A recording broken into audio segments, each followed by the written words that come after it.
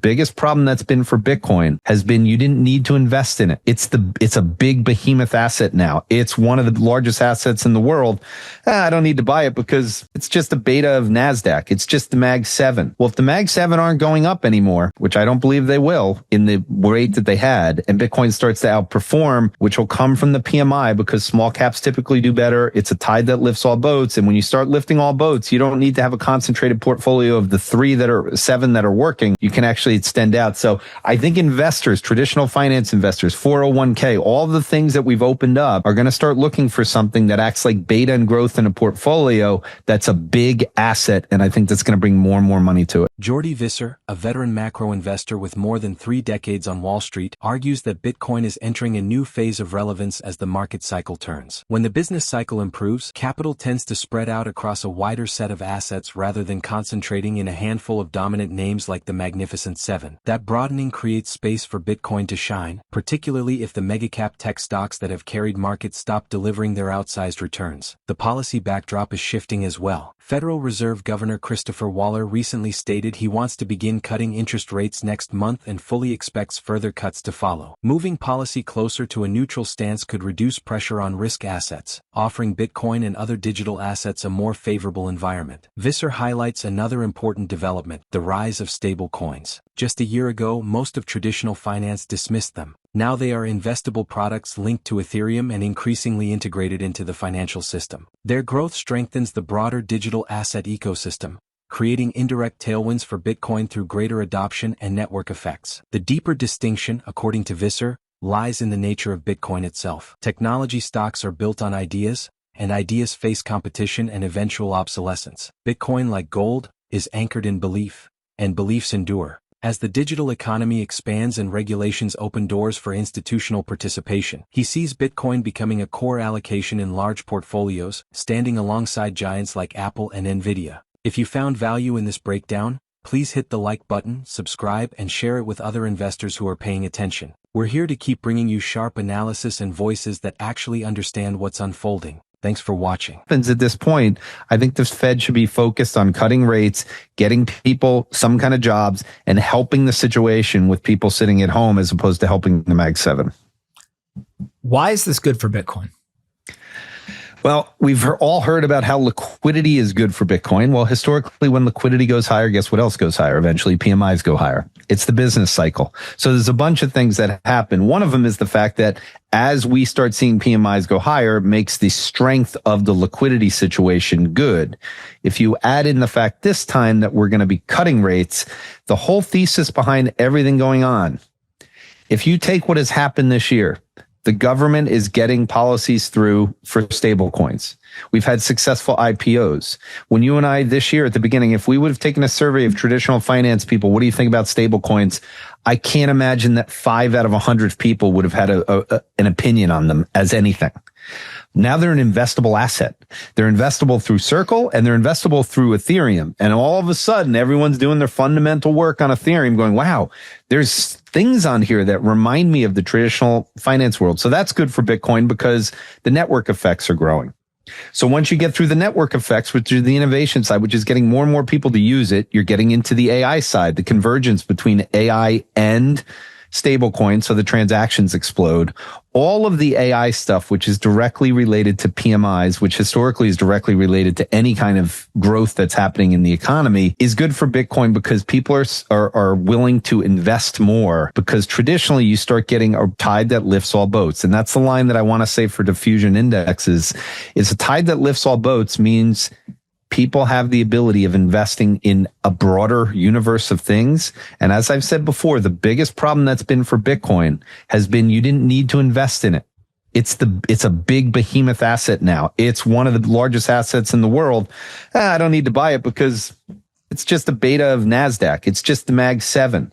Well, if the Mag 7 aren't going up anymore, which I don't believe they will in the rate that they had, and Bitcoin starts to outperform, which will come from the PMI because small caps typically do better. It's a tide that lifts all boats. And when you start lifting all boats, you don't need to have a concentrated portfolio of the 7 that are working. You can actually extend out. So I think investors, traditional finance investors, 401k, all the things that we've opened up are going to start looking for something that acts like beta and growth in a portfolio that's a big asset. And I think that's going to bring more and more money to it. Bitcoin was the original cash creation. It was the invention for digital money. So if you start with that and you realize it's about 60% of the crypto market cap. So you're right now crypto market cap somewhere just south of 4 trillion. The digital economy is going to grow exponentially. Now, the digital economy has been growing exponentially for a while. And so the thing that I believe is that Bitcoin shouldn't be viewed relative to gold. It should be viewed relative to the Mag 7. The Mag 7 right now is up near 13 to 15 trillion. It's a big number. The reason it's gotten so big is because people have owned it. It's a massive part of people's portfolios. If everyone goes into there's almost nobody on the planet that doesn't own NVIDIA at this point. It's 5% of the S&P 500. It's a major part of all benchmarks. So when you have stocks that are that big and part of the portfolio, we all make decisions in our portfolios based on returns. And what questions the returns is when we're not beating bonds or we're not beating some benchmark. If the Mag 7 stop producing the types of returns they have, and my video last week, I went through that I think we're at the inflection point. NVIDIA reported last night, I'm going to go through why I think everyone in the Mag 7 should start to be thinking about the reality of what's happening, which is competition from AI is coming. You cannot invest in ideas the way that you have in the past. Ideas are stocks. Bitcoin is a belief. Beliefs last longer than ideas. There's no companies in the S&P 500 from, 100 BC. Gold's been around since then. Bitcoin will be around for a long, long time. It's a belief at this point and people can fight it, but it's going to be around. I think you want to start shorting ideas and you want to be long beliefs as people move more money into the digital economy, which is just starting now because of the government regulations. Stablecoins growth will represent it. But the other thing that's going to happen, AI agents are going to make intelligent decisions. And those intelligent decisions just start with what has the best Sharpe ratio, what has the most liquidity.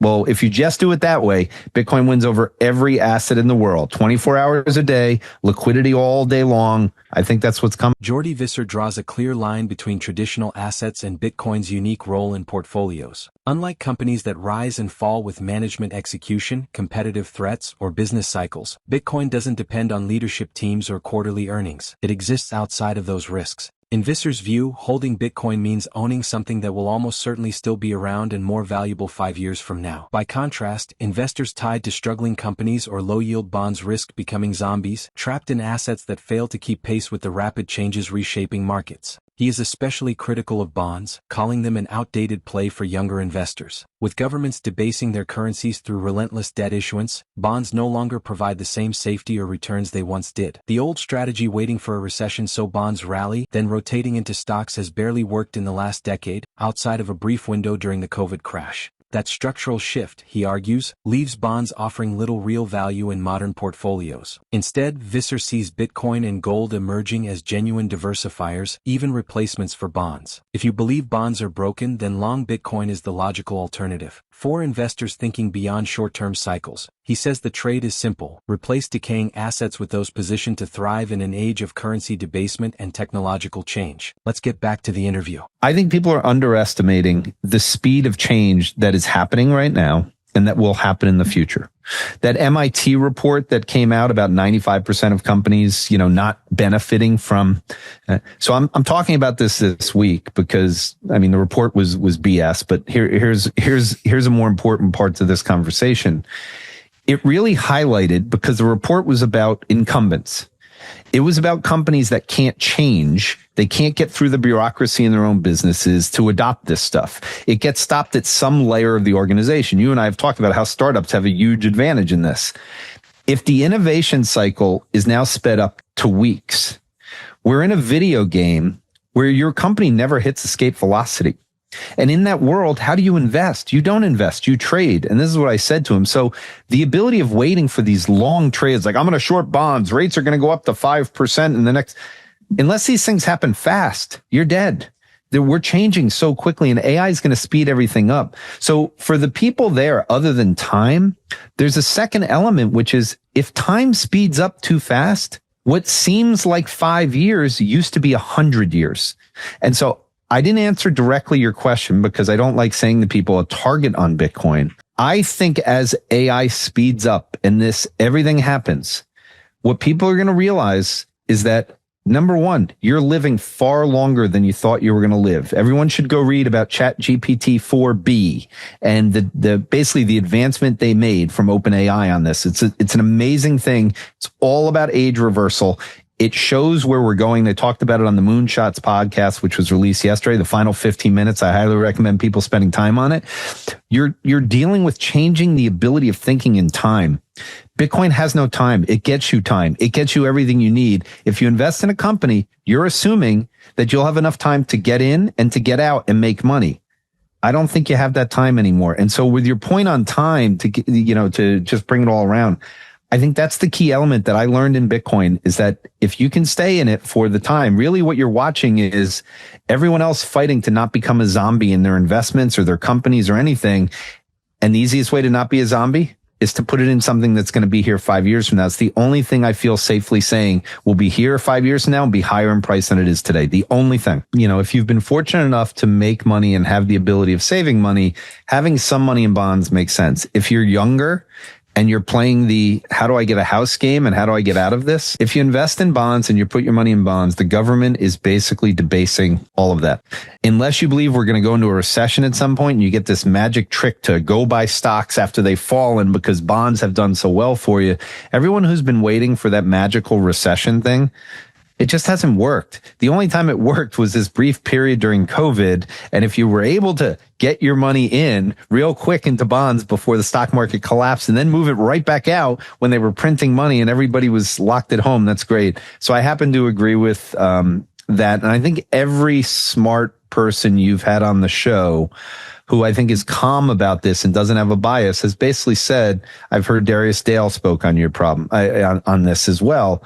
He advocates Bitcoin as part of the diversifier as well. You can't hold bonds the same way. You got to have gold and Bitcoin to replace a lot of that bond, if not all of that bond portfolio. I think people should be thinking that way because I think it is the opposite of the bond market. If you're bearish on bonds, why not just get long Bitcoin? You make more money doing that. The crypto market is fixated on a macro trend that could set up Bitcoin's next major move. Global financial liquidity is expanding at record speed, creating conditions that have historically preceded strong rallies in risk assets. The question now is whether Bitcoin, still consolidating around $108,500, is about to catch up. Liquidity is one of the most reliable long-term signals for Bitcoin. When central banks and governments flood the system with capital, that money eventually finds its way into scarce assets. Current data shows liquidity surging while Bitcoin has yet to respond. That gap rarely lasts. In past cycles, there's often a lag before Bitcoin breaks out, and when it does, the move is usually sharp. What makes this moment striking is the scale of the liquidity expansion. It's not just high, it's at historic highs. Against that backdrop, Bitcoin's sideways consolidation looks more like a coiled spring than exhaustion. The divergence between liquidity growth and Bitcoin's price action suggests that patience may soon be rewarded. For analysts watching these charts, the case is simple. Liquidity is the fuel, Bitcoin is the engine. The higher the liquidity climbs, the stronger the argument that Bitcoin's next leg up is already being written. So stay tuned. If you're into real, data-backed takes on the financial system, hit like and subscribe so you don't miss the weekly updates. Thank you for the support, and I hope you enjoy the video.